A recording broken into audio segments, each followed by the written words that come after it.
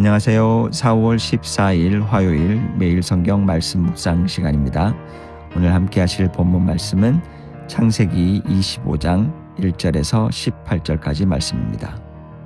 본문을 함께 읽으시면서 시작하시도록 하겠습니다. 아브라함이 다시 아내를 맞아 들였는데 그의 이름은 그두라이다. 그와 아브라함 사이에서 시므랑과 욕산과 무단과 미디안과 이스박과 수아가 태어났다. 욕산은 스바와 드단을 낳았다. 드단의 자손에게서 아수르 사람과 루두시 사람과 루미 사람이 갈라져 나왔다. 미디안의 아들은 에바와 에벨과 하녹과 아비다와 엘다인데 이들은 모두 그두라의 자손이다. 아브라함은 자기 재산을 모두 이삭에게 물려주고 첩들에게서 얻은 아들들에게도 한 몫씩 나누어 주었는데 그가 죽기 전에 첩들에게서 얻은 아들들을 동쪽 곧 동방 땅으로 보내어서 자기 아들 이삭과 떨어져 살게 하였다. 아브라함이 누린 횟수는 모두 175해이다. 아브라함은 자기가 받은 목숨대로 다 살고 아주 늙은 나이에 기운이 다하여서 숨을 거두고 세상을 떠나 조상들이 간 길로 갔다. 그의 아들 이삭과 이스마엘이 그를 막벨라 굴에 안장하였다. 그 굴은 마므레 근처 햇사람 소알의 아들 에브론의 밭에 있다. 그 밭은 아브라함이 햇사람에게서 산 것이다. 바로 그곳에서 아브라함은 그의 아내 사라와 합장되었다. 아브라함이 죽은 뒤에 하나님은 아브라함의 아들 이삭에게 복을 주셨다. 그때 이삭은 부엘라 헤로이 근처에서 살고 있었다. 사라의 여종인 이집트 사람 하갈과 아브람 사이에서 태어난 아들 이스마엘의 족보는 이러하다. 이스마엘의 아들들의 이름을 태어난 순서를 따라서 적으면 다음과 같다. 이스마엘의 맏아들은 느바요시시다. 그 아래는 게달과 압부엘과 밉삼과 미스마와 두마와 마사와 하닥과 데마와 요두루와 나비스와 게드마가 있다. 이 12은 이스마엘이 낳은 아들의 이름이면서 동시에 마을과 부락의 이름이며 또한 이 사람들이 세운 12지파의 통치자들의 이름이기도 하다. 이스마엘은 모두 137해를 누린 뒤에 기운이 다해서 숨을 거두고 세상을 떠나 조상에게로 돌아갔다. 그의 자손은 모두 하윌라로부터 수르 지방에 이르는 그 일대에 흩어져서 살았다. 수르는 이집트의 동북쪽 경계 부근 아시아로 가는 길에 있다. 그들은 모든 형제들과는 적대감을 가지고 살았다. 우리가 오늘 본문을 읽으면서 처음 마주하게 되는 장면은 조금 의외입니다. 아브라함이 다시 아내를 맞이하고 자녀들을 낳는 이야기로 시작됩니다. 이미 약속의 아들 이삭이 있는데 왜 이런 선택을 했을까요? 솔직하게 말하면 이 장면은 믿음의 영웅다운 모습이라기보다 아주 현실적인 인간의 모습에 가깝습니다. 성경은 아브라함을 미워하지 않습니다. 오히려 우리와 크게 다르지 않는 사람으로 보여줍니다. 미래에 대한 불안, 힘과 영향력을 유지하려는 욕망, 당시 문화 속에서 자연스럽게 받아들였던 선택들. 아브라함 역시 그런 흐름에서 완전히 자유롭지 않았습니다. 이 지점이 중요한 것 같습니다. 우리는 아브라함이 어떤 사람이었는지를 보며 어떤 축복을 받았는지 자꾸 평가하려고 합니다. 하지만 본문이 우리를 이끄는 방향은 거기가 아닙니다. 초점은 사람의 선택이 아니라 그럼에도 불구하고 흔들리지 않는 하나님의 신실하심에 있습니다. 아브라함의 삶에는 분명 인간적인 선택들이 섞여 있습니다. 그러나 하나님은 그를 포기하지 않으셨습니다. 그의 연약함 위에서도 여전히 약속을 이루어 가십니다. 이건 우리에게 굉장히 불편하면서도 동시에 깊은 위로가 되는 진실입니다. 우리도 비슷하지 않습니까? 믿음으로 살겠다고 결단하지만 어느 순간 보면 여전히 계산적이고 두렵고 인간적인 선택을 하고 있는 우리 자신을 발견합니다. 중요한 것은 우리의 연약함과 실패의 횟수와 상관없이 하나님은 여전히 우리 삶 가운데서 일하고 계신다는 사실입니다. 다만 이것이 하나님은 늘 내 편이니 무슨 짓을 해도 괜찮다는 잘못된 위안이 되어서는 절대 안 될 것입니다. 본문 2절에서 4절에 나오는 그두라를 통해 낳은 아브라함의 아들들은 훗날 이스라엘의 대적이 되는 민족들이 되기도 합니다. 우리가 잘못 내린 선택에서 반드시 치러야 할 대가가 있습니다. 그러나 놀라운 것은 그 잘못된 선택조차 하나님은 때로 은혜의 도구로 사용하신다는 것입니다.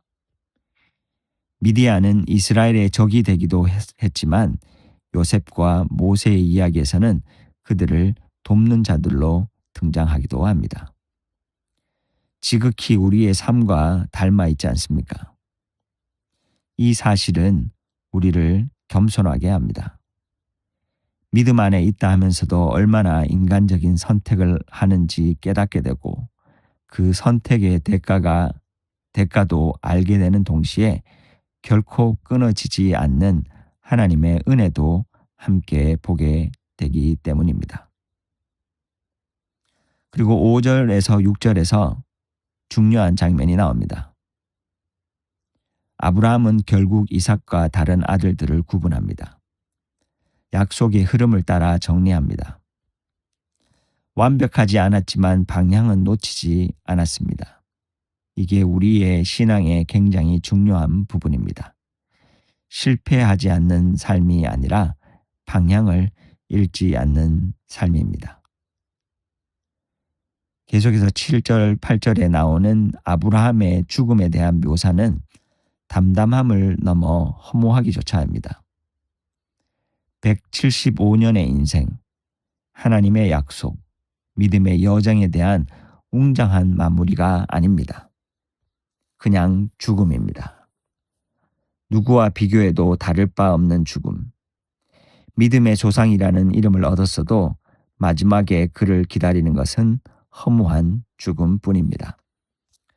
이것이 우리의 인생입니다. 엄청난 업적을 남겼든 아무것도 이루지 못했든 대단한 믿음의 소유자이든 그렇지 않든 우리 모두를 기다리는 것은 결국 죽음입니다. 다만 한 가지 그가 묻힌 막벨라 굴만이 희미한 소망의 흔적으로 남습니다.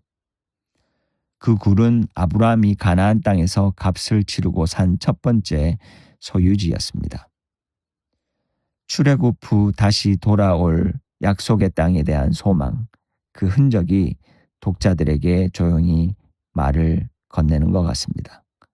죽음이 소망의 끝이 아니라고. 11절에서 이 이야기는 완전히 다른 방향으로 우리를 이끄는 것 같습니다. 아브라함이 죽은 뒤에 하나님은 아브라함의 아들 이삭에게 복을 주셨다. 아브라함의 이야기는 끝이 났지만 하나님의 이야기는 끝나지 않았습니다. 하나님의 약속은 한 사람의 죽음으로 멈추지 않습니다. 계속해서 이어집니다. 더 놀라운 것은 그 축복을 받은 장소입니다. 이삭이 살던 곳은 부엘라 헤로이, 즉 나를 보시는 하나님의 우물이라는 의미를 가진 곳입니다. 이곳은 원래 하갈이 사라로부터 쫓겨나 울부짖던 자리였습니다. 버려진 자리, 고통의 자리였습니다. 그런데 그곳이 이제 약속이 이어지는 장소가 됩니다. 더군다나 하갈은 이삭의 대적이라고 우리가 쉽게 단정 짓는 이스마엘의 어머니입니다. 이건 굉장히 강력한 메시지입니다. 우리가 생각하는 위험한 사람, 불안한 환경이 문제의 본질이 아닐 수 있다라는 사실입니다. 진짜 위험은 하나님을 놓치는 것입니다. 하나님의 약속과 은혜를 잃어버리는 것이 가장 큰 위기라는 것입니다. 12절에서부터 18절에 이스마엘 자손에 관한 기록을 보며 우리는 쉽게 그들을 하나님의 은혜 밖에 있는 자들로 단정짓고 싶어 합니다. 그러나 이 이야기의 의도는 선택받은 자와 그렇지 못한 자를 손쉽게 나누는 것이 아닙니다. 앞선 아브라함의 죽음이나 이스마엘의 죽음이나 겉으로는 별반 다를 바가 없습니다. 둘 다 큰 민족을 이루고 12지파의 통치자들을 배출합니다. 그러나 눈에 보이는 큰 민족을 이루는 것이 중요한 것이 아닙니다. 이 이야기가 말하는 것은 하나입니다. 우리의 어떠함과 상관없이 약속을 지키시는 변함없는 하나님의 신실하심. 그리고 침례 요한이 경고했듯이 하나님은 돌들로도 아브라함의 자손을 만드실 수 있습니다. 이것은 어떤 민족의 우월성에 관한 이야기도, 그리고 나는 선택받았고 너는 그렇지 않다라는 운명론적 이야기도 아닙니다. 은혜 안에 머문다면 절망의 장소에서도 소망을 바라보게 되는 이야기입니다. 그러나 하나님의 은혜를 외면한다면 인생의 끝에는 참된 샬롬, 진정한 평안이 없다라는 사실을 깨닫게 하는 것이 오늘 본문의 이야기인 것입니다. 오늘 우리 모두가 하나님의 은혜를 새롭게 발견할 수 있는 날이 되기를 소망합니다. 아브라함도 실패했지만 하나님의 신실하심은 멈추지 않았습니다. 그의 죽음으로도 하나님의 약속은 멈추지 않았습니다. 우리도 실패하고 무너지지만 하나님은 여전히 신실하게 오늘도 일하고 계시다라는 것입니다.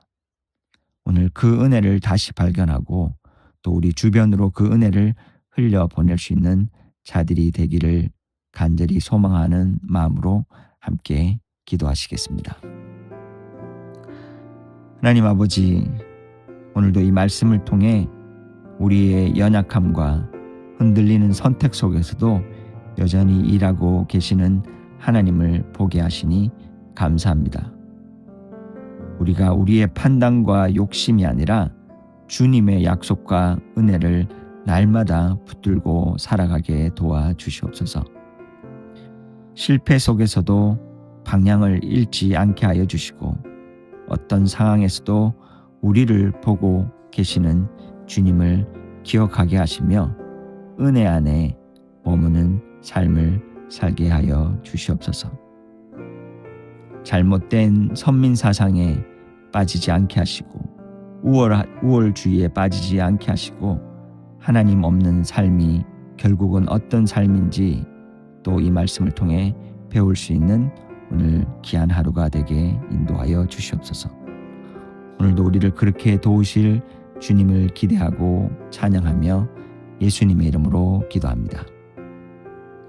계속해서 공동체 가운데 기도가 필요하신 분들을 위한 기도와 이 어지러운 세상과 여러분의 개인적인 기도를 드리시도록 하겠습니다.